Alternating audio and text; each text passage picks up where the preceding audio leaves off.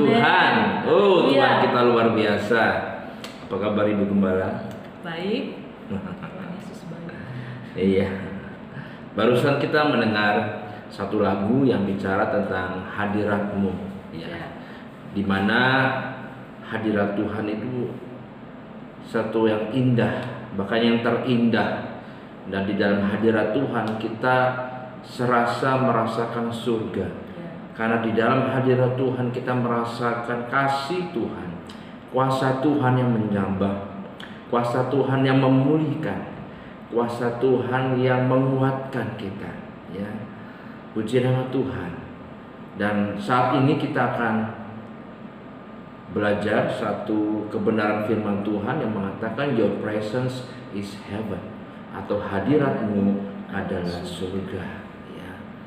Bagaimana kita bisa merasakan hadirat Tuhan yang adalah surga itu? Nah, mari kita belajar sama-sama, ya. Nah, namun sebelum kita masuk kepada firman Tuhan, ada satu survei, ya. Survei ini adalah satu indikasi tentang hubungan orang-orang muda hari ini dengan Tuhan, ya, dan sedikit memprihatinkan, ya. Survei ini dilakukan oleh satu badan penelitian Kristen, Bilangan Research, yang mensurvei sekitar 4.095 remaja Kristen di Indonesia. Dan hasilnya demikian.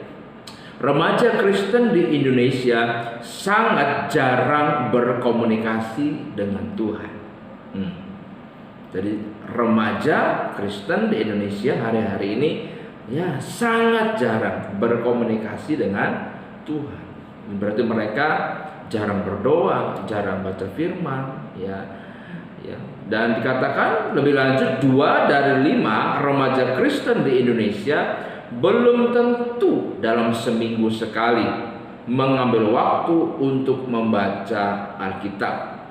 Belum tentu dalam seminggu sekali mengambil waktu untuk membaca Alkitab, ya. Padahal Alkitab sekarang sudah ada di mana-mana, ya. Kalau kita mungkin keberatan bawa buku Alkitab yang besar, Alkitab sudah ada di HP, ya. Jadi Alkitab. Kemudian dikatakan lebih lanjut, 2 dari 5 remaja Kristen di Indonesia belum tentu dalam seminggu sekali mengambil waktu untuk berdoa. Dan berdoa ini tidak termasuk doa makan, doa bangun tidur, doa sebelum tidur. Tetapi doa atau berdoa dimaksud di sini adalah mengambil waktu khusus untuk berdoa dengan Tuhan, bersekutu dengan Tuhan. Nah, kira-kira bagaimana? Sesuatu yang sangat miris, ya, kita lihat dalam kehidupan rohani anak-anak kita, remaja Kristen hari-hari ini. Nah, bagaimana firman Tuhan berbicara kepada kita saat ini? Ya, melihat hasil survei tadi, saya teringat dari satu bagian firman Tuhan dalam Keluaran pasal yang ke-33 ayat yang ke-11. Keluaran 33 ayat 11, demikian bunyi firman Tuhan. Dan Tuhan berbicara kepada Musa dengan berhadapan muka, seperti seorang berbicara kepada temannya. Kemudian kembalilah ia ke perkemahan. Tetapi abdinya Yosua bin Nun, seorang yang masih muda, tidaklah meninggalkan kemah itu. Jadi ini seperti kebalikan dari hasil riset tersebut, bahwa ternyata di zaman perjanjian lama ada orang yang namanya Yosua bin Nun, yang dia seorang yang suka dekat dengan Tuhan, suka berada dalam hadirat Tuhan. Buktinya bahkan pada waktu tuannya, ya, kalau dikatakan dia abdinya, berarti Musa itu adalah tuannya, datang ke kemah pertemuan, berhadap-hadapan dengan Tuhan langsung, dan kemudian Musa meninggalkan kemah pertemuan. Tetapi Yosua itu tetap tinggal di kemah pertemuan ini.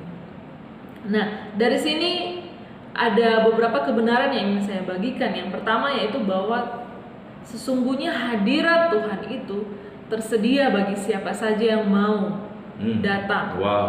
Ya, mau mencarinya. Tidak tidak orang hanya besar, orang-orang pendeta. tertentu Iya. ya. Jadi tidak hanya untuk pendeta, tidak hanya untuk orang tua, tapi juga untuk orang muda. Tidak hanya pada waktu kita merasa bahwa kita ini suci ya. Seringkali orang merasa, oh saya tidak layak, akhirnya tidak datang berdoa kepada Tuhan.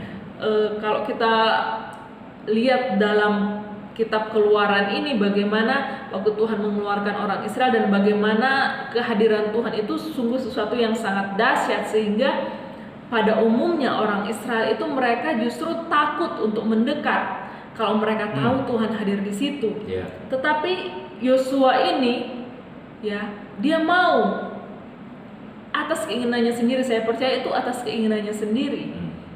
Dia tidak diperintahkan oleh Musa, tapi dia mau tetap berada dalam kemah pertemuan dalam hadirat Tuhan. Dan Tuhan tidak menghukum dia. Yeah. Dia tidak mati di dalam kemah itu.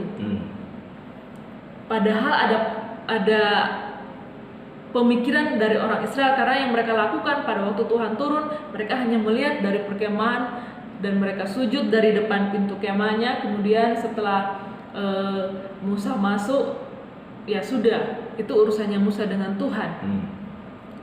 Tetapi tidak, ternyata hadirat Tuhan itu tersedia bagi siapapun yang mau. Sudah sejak zaman perjanjian lama, bukan hanya di perjanjian baru ketika tirai terbelah dan kita bebas masuk. Ternyata dari perjanjian lama juga Tuhan sudah menunjukkan kasih-Nya dengan Dia mau menerima siapa saja dalam hadiratnya.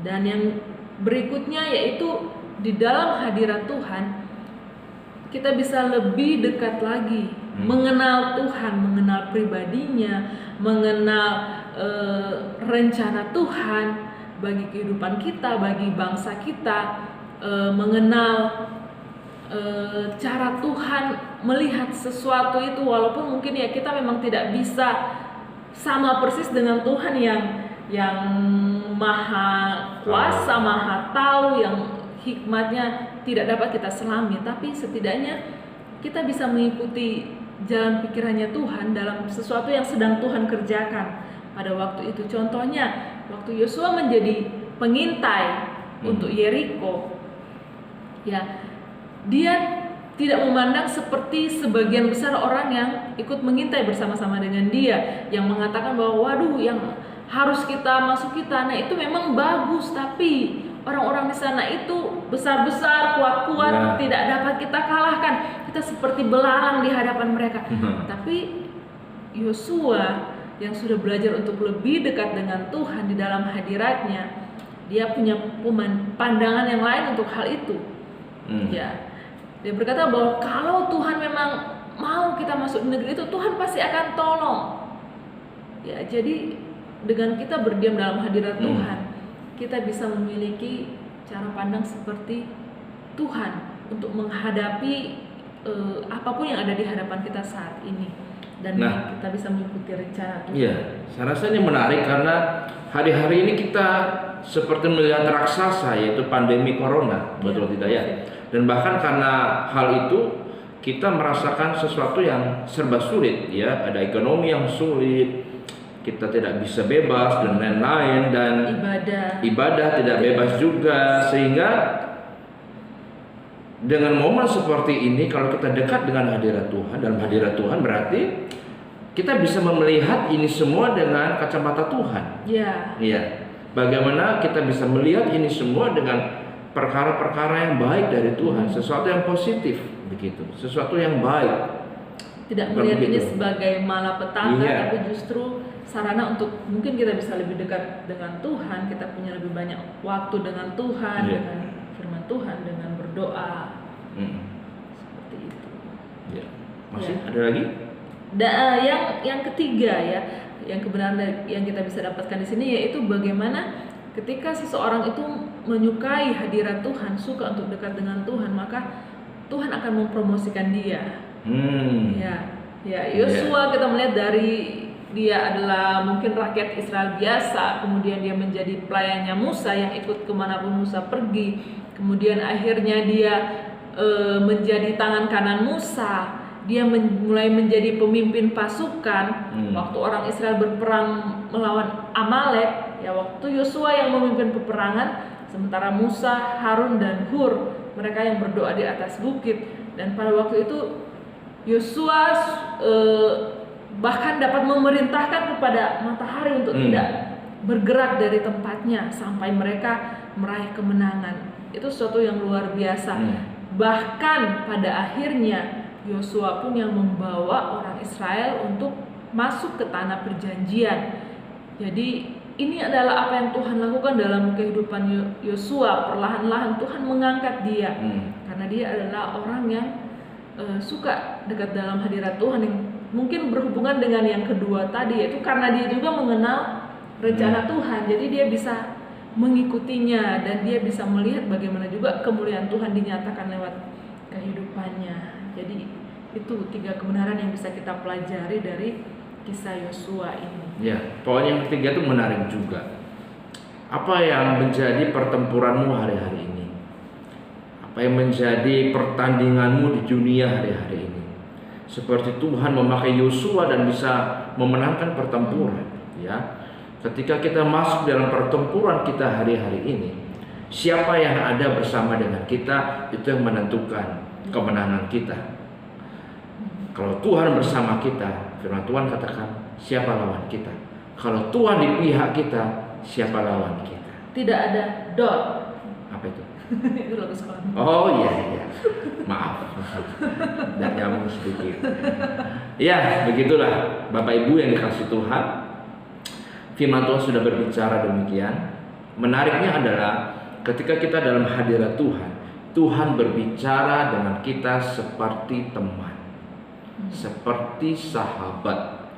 Bukan dengan Tuhan yang tanduknya 2, giginya panjang, takut gitu, bukan ya. Atau Tuhan yang datang seperti Avengers, enggak ya. Tapi Tuhan yang penuh dengan belas kasihan, Tuhan yang penuh dengan keramahan, kelemah lembutan dalam kehidupan kita.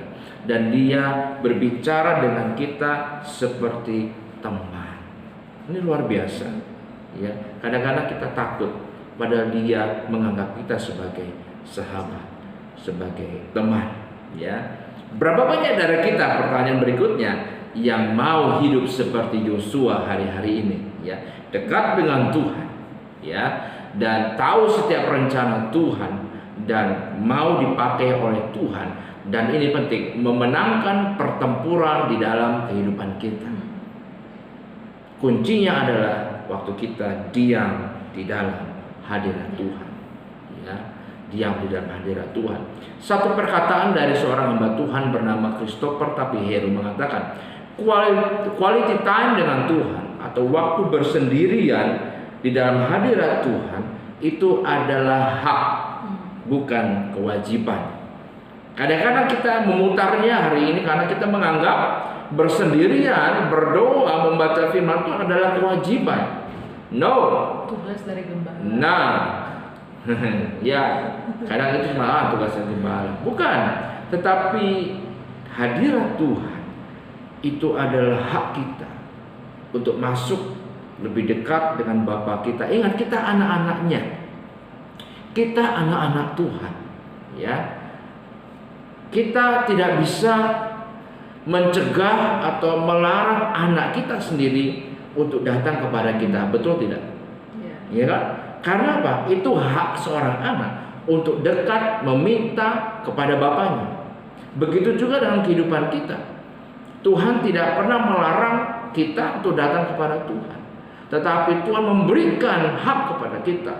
Kamu anakku, inilah Bapa, dan Bapa mengundang kita untuk semua datang dan tinggal di dalam hadirat-Nya.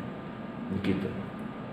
Mari kita berdoa saat ini supaya Tuhan menyentuh kehidupan kita, menjadi orang yang sangat haus, sangat lapar, ya. Beda dengan survei tadi yang sangat jarang, tetapi menjadi orang-orang yang sangat haus, sangat lapar, ya, sangat mengasihi Tuhan. Mari kita berdoa. Tuhan Yesus yang baik, saat ini kami datang kepadamu Tuhan dengan kerendahan hati.